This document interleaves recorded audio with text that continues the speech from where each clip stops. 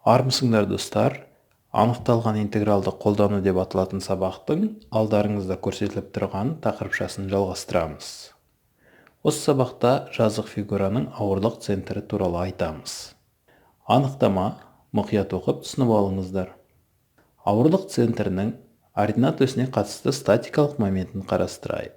Анықтамаға сәйкес, ол жазық фигураның ординат осіне қатысты статикалық моментіне тең. Нүкте массасы жазық фигура массасына тең. Ал жазық фигура біртекті, яғни шартты бірліктің квадратында оның массасы 1. Сондықтан фигураның массасы өзінің ауданына тең. Олай болса, ауырлық центрінің абсцисасын келесідей анықтауға болады. Алдыңғы сабақтардан бұл қатынастың алымы мен бөлімі былай есептелетінін білеміз. Осыған ұқсас ой қорытулар жасап, абсцисасына қатысты статикалық моментті қарастырып, ауырлық центрінің ординатасын анықтауға болады. Осы формулалар арқылы ауырлық центрінің координаттары анықталады. Мысал, ауырлық центрінің координаттары келесі формулалармен есептеледі.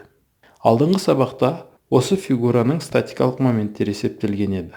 Оларды жазып қояйық. Берілген жазық фигураның ауданын есептейік. Осы формулаға сәйкес мәндерді қойып, ауырлық центрінің координаттарын табамыз.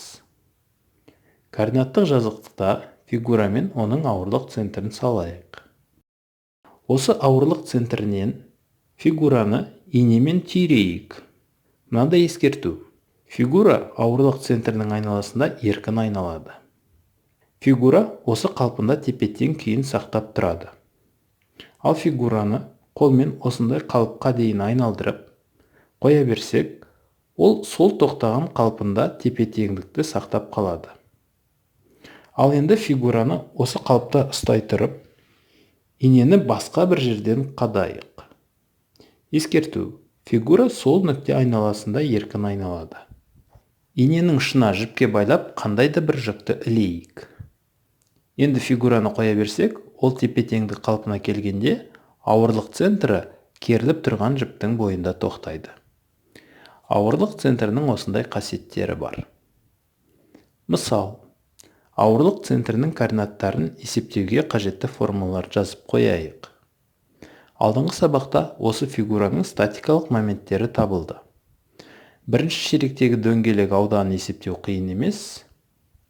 Осы формулаға сәйкес мәндерді қойып, ауырлық центрінің координаттарын табамыз. Декарттық координаттар жүйесінде берілген фигурамен оның ауырлық центрін салуға болады.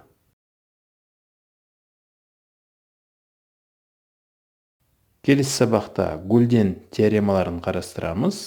Назар салып тыңдағандарыңызға рахмет. Қош сау болыңыздар.